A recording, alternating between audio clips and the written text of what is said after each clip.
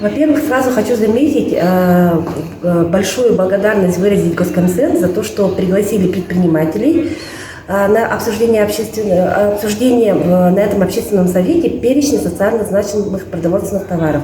Действительно, это очень важно, потому что в зависимости от этого перечня мы наблюдаем, смогут ли предприниматели привезти определенный товар для населения или не смогут.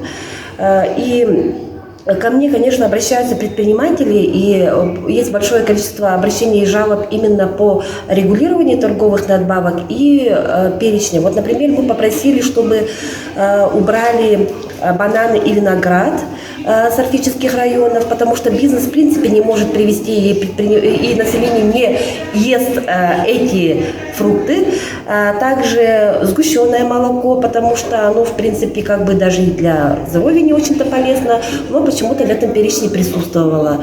Ну, вот такие вопросы мы сегодня рассматривали, и я считаю, что обсуждение прошло очень насыщенно, жарко. Ну, я думаю, мы какой-то общей точки зрения все равно вместе совместно достигли. Угу.